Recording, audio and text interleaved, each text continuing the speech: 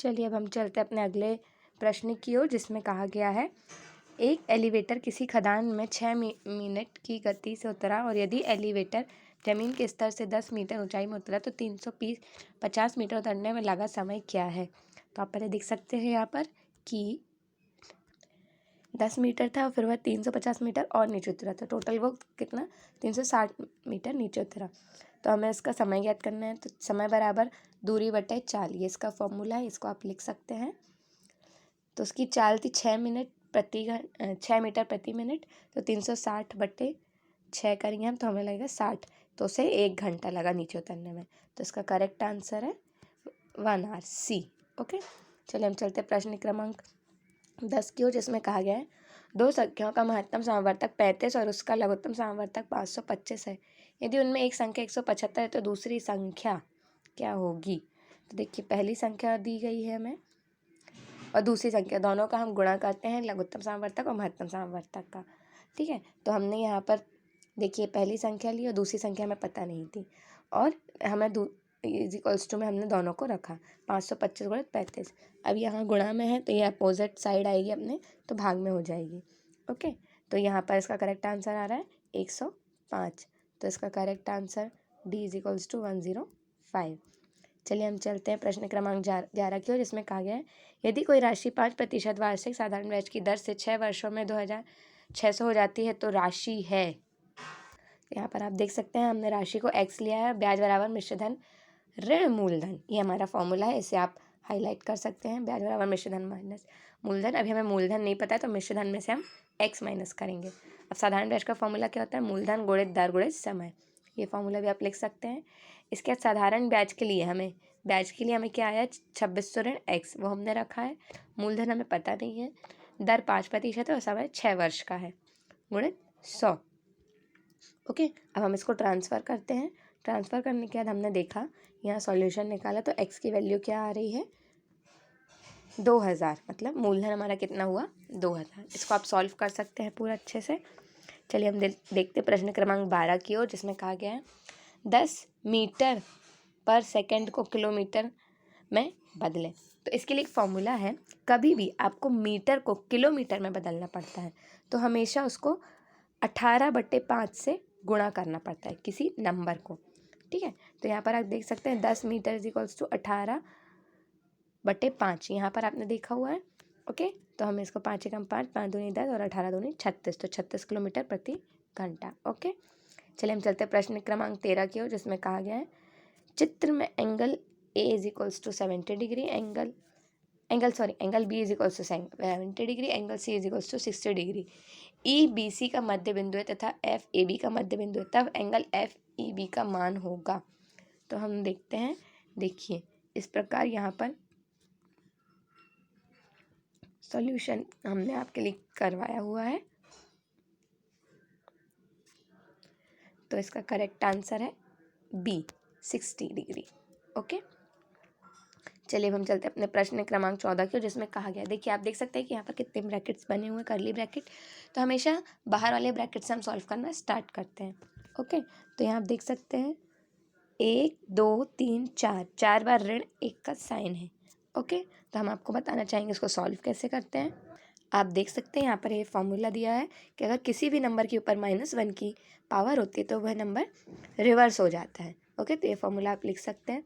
अभी आपने देखा पहले हमने बाहर वाली पावर को सॉल्व किया तो ये ऋण 2 नीचे आ गया। अब हम फिर एक और बाहर वाली पावर को सॉल्व करेंगे तो वह एक और बार नीचे आएगा। ओके, तो मतलब वो क्या हो जाएगा, रिवर्स हो जाएगा, क्योंकि बटे के बटे में वह ऊपर चला जाता है, ऊपर साइड, अंश की साइड। फिर उसके बाद अब हमारे पास एक और ऋण है, हम इसको फिर सॉल्व करेंगे तो वह फिर नीचे आ जाएगा, और जब आखिरी ऋण सॉल्व करेंगे तो वह वापस ऊपर आ जाएगा। तो करेक्ट आंसर क्या होगा -2। ओके, चलिए हम चलते हैं अपने अगले प्रश्न क्रमांक। इसके लिए एक और नियम भी दिया हुआ है हमारे पास, जिसमें हमेशा ज्ञात किया जाता है कि m के ऊपर n की पावर होती है तो उसमें क्या होता है मल्टीप्लिकेशन। a के ऊपर अगर m n की पावर तो m इंटू n हो जाता है। ठीक है, तो यहाँ पर ये हमारी पावर लाइन से दी हुई हैं तो हम उन सबका गुणा कर देंगे, हम सभी पावरों का। अब आपको पता है कि माइनस इंटू माइनस कितना होता है प्लस। ओके, तो यहाँ पर 4 माइनस है तो माइनस इन minus plus, plus minus minus और माइनस माइनस प्लस, तो लास्ट में आंसर क्या होगा प्लस। तो 2 के ऊपर +1 की पावर हो जाएगी, तो करेक्ट आंसर आएगा -2। चलिए हम चलते हैं प्रश्न क्रमांक 15 की ओर। किसी घनाभ की 3 संलग्न फलकों के क्षेत्रफल क्रमशः a metre square, b metre square तथा c मीटर है, इसका आयतन होगा। तो आप देख सकते हैं कि घनाभ की लंबाई होती है l, चौड़ाई b तथा ऊंचाई h। इस प्रकार हमने LBH का स्क्वायर रखा हुआ है और उसकी प्लेस पे ABC रखा है, इसलिए वह मीट्रिक क्यूब आया है। तो इसका करेक्ट आंसर होगा C, ABC metric cube √। Okay, चलिए हम चलते हैं अपने प्रश्न क्रमांक 16 की ओर, जिसमें कहा गया है यदि संख्या 6, 2, 5, 3, 2, 9, 1, 5 A 6 से पूर्णतः विभाजित है तो A के स्थान पर अंक होगा। तो हमें ये ध्यान रखना चाहिए, कभी भी ऐसा सम आए तो हमें जिस संख्या से डिवाइड करने बोला है हमें उसी संख्या को आखिरी में रखना चाहिए, जिससे भाग देने पर आखिरी डिजिट तक पूरा सॉल्व हो। ओके, तो यहाँ पर हमने देखा है उसी नंबर को हमने A के स्थान पर हमने 6 रखा है और उसको सॉल्व करने के बाद हमारा आंसर आया है दिस। ओके, तो इसका करेक्ट आंसर है B। चलिए चलते हैं प्रश्न क्रमांक 17 की ओर, जिसमें कहा गया है प्रथम 5 धन ऋण अभाज्य संख्याओं का योग। तो हम देख सकते हैं, पहले हम 5 संख्या लिखेंगे ऋण, 2, 3, 5, 7, 9, 7 और 11। 9 हम इसलिए नहीं लिखेंगे क्योंकि वह 3 से विभाजित होती है। ओके, तो इन संख्याओं का हम योग करेंगे तो करेक्ट आंसर आ रहा है 28, मतलब C। चलिए चलते प्रश्न क्रमांक 18 की ओर, जिसमें कहा गया है जतिन और प्रिया के पास मिलाकर ₹41 है। जतिन के पैसे का 1/4 प्रिया के पैसे के 1/4 से ₹2 अधिक है, तो प्रिया के पास कितने होंगे। ओके, तो यहाँ पर आप इसका सॉल्यूशन देख सकते हैं, यहाँ पर पूरा इसका सॉल्यूशन हम आपके लिए दे रहे हैं।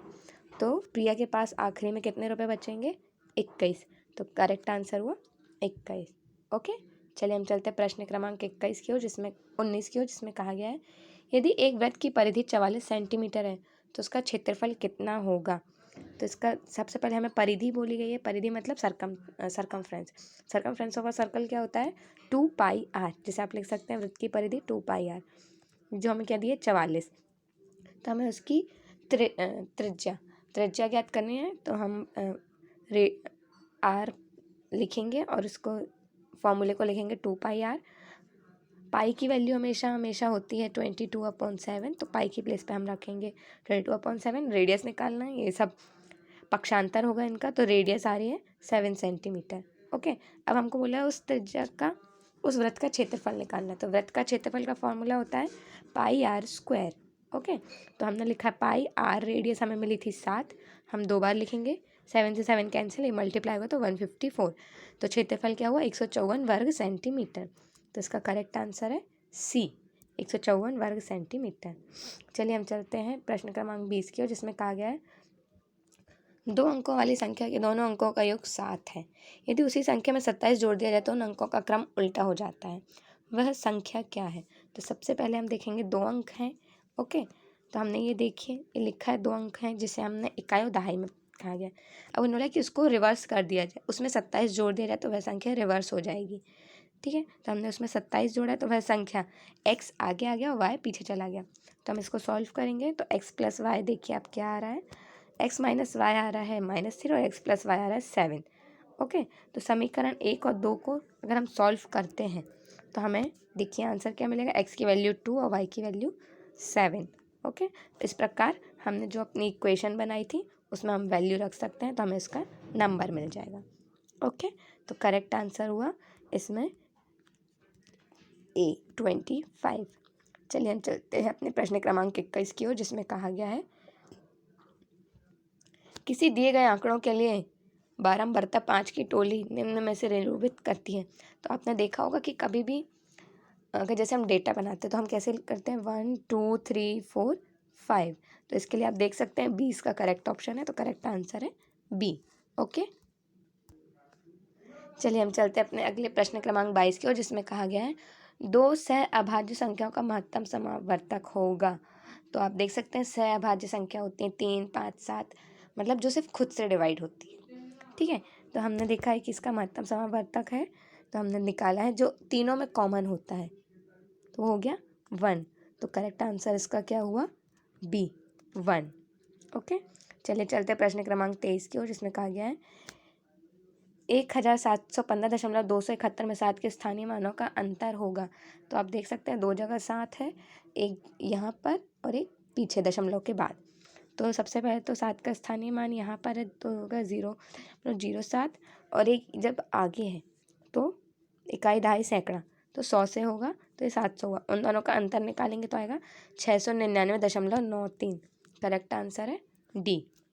चलिए चलते हैं प्रश्न क्रमांक 24 की ओर, जिसमें कहा गया है भिन्नों का योग पढ़ाते समय शिक्षकों को नीचे दी हुई एक त्रुटि ज्ञात हुई 1/2 धन 1/3 = 2/5। इस स्थिति में शिक्षक के उपचारात्मक कार्य के रूप में क्या करना चाहिए? तो इसका करेक्ट आंसर है ए, लघुत्तम समावर्तक की अवधारणा को समझाने का प्रयास करना चाहिए, क्योंकि जब तक हम बच्चों को लघुत्तम नहीं समझाएंगे वह इसका करेक्ट आंसर डायरेक्ट ऐड करके लिख देंगे। ओके, चलिए हम चलते हैं प्रश्न क्रमांक अपने 25 की ओर, जिसमें कहा गया है माप की अवधारणा विकसित करने हेतु अपनाए गए निम्नलिखित कार्यों को क्रम से लगाइए। तो इसका करेक्ट आंसर है डी, 3 2 1 4। इसमें आप पॉइंट देख सकते हैं, इसके बाद आप इसको अपने हिसाब से अरेंज कीजिए। इसका करेक्ट आंसर है डी, 3 2 1 4। चलिए हम चलते हैं अपने प्रश्न क्रमांक 26 की ओर, जिसमें कहा गया है एक अच्छा गणितज्ञ होने के लिए जरूरी होता है। तो इसका करेक्ट आंसर है डी, सभी अवधारणाओं को समझना, लागू करना और उनमें संबंध बनाना। जिस प्रकार हम फॉर्मूले पुट करते हैं उसी प्रकार। ओके, चलिए हम चलते हैं प्रश्न क्रमांक 27 की ओर, जिसमें कहा गया है क्षेत्रफल की अवधारणा से परिचित करने के लिए शिक्षक से शुरुआत करता है। तो किस चीज़ से शुरुआत करता है? तो करेक्ट आंसर है बी, हथेली, पत्ते, नोटबुक आदि से विभिन्न वस्तुओं की सहायता से किसी आकृति के क्षेत्रफल की तुलना करना, क्योंकि हम उन्हें बता सकते हैं कि यह आयत है, वर्ग है, त्रिभुज है। इस प्रकार हम उन्हें विभिन्न रूपों से अवगत करा के उसका क्षेत्रफल निकलवा सकते हैं। चलिए अब हम चलते हैं अपने प्रश्न क्रमांक 28 की ओर, जिसमें कहा गया है ए भी एक वृत्त की जीवा है जिसकी लंबाई 10 सेंटीमीटर है। यदि वृत्त की त्रिज्या 13 सेंटीमीटर है तो केंद्र से जीवा पर डाले गए लंब की लंबाई क्या होगी? तो यहाँ पर आप फॉर्मूला देख सकते हैं, सॉल्यूशन यहाँ पर पूरा आपको दिया हुआ है। यहाँ पर जीवा 10 बोली गई है, तो हमने जो इसका लंब बनाया उसको आधा करना पड़ता है हमेशा, तो इसका आधा हुआ है 5 सेंटीमीटर। अब पाइथागोरस थ्योरम आपको पता है, कर्ण का स्क्वायर इज इक्वल्स टू इसको इंग्लिश में क्या बोलते हैं, hypotenuse is equals to base square is equals to perpendicular square. Okay, तो इसका फॉर्मूला हुआ है h is equals to B square plus P square. Okay, ये हमने रखा हुआ है। फिर उसके बाद हमें इसका बेस की वैल्यू पता चली जो 144 है, इसमें हमें रूट ओवर लगाया हुआ है, तो इसका करेक्ट आंसर आया है 12 सेंटीमीटर। केंद्र से जीवा पर डाले गए लंब की लंबाई है 12 सेंटीमीटर। ओके, चलिए हम चलते हैं अपने अगले प्रश्न की ओर, जिसमें कहा गया है यदि किसी वर्ग के विकर्णों को 2 गुना कर दिया तो उसका क्षेत्रफल होगा, करेक्ट आंसर है दिए गए क्षेत्रफल का 4 गुना, क्योंकि 2 × 2 क्या होता है 4, तो वो उसका 4 गुना हो जाता है। ओके, तो करेक्ट आंसर है ए। चलिए हम चलते हैं अपने प्रश्न क्रमांक 30 की ओर, जिसमें कहा गया है जब राजन के सामने भौतिक समस्या आती है तो वह पूछता है मैं जमा करूं या घटा, मैं गुणा करूं या भाग। इस तरह के प्रश्न बताते हैं कि राजन को भाषा समझने में कठिनाई होती है, क्योंकि उसे जब प्लस माइनस इनटू डिवाइड के सम समझ में नहीं आती कि उसमें करना क्या है क्वेश्चन में, तो उसे क्या है भाषा की समझ में कठिनाई है। इस प्रकार हमने आपके साथ आज 30 प्रश्न सॉल्व किए हैं। कृपया कर इसी तरह मैं वीडियो को लाइक कीजिए, सब्सक्राइब कीजिए, शेयर कीजिए। Thank you.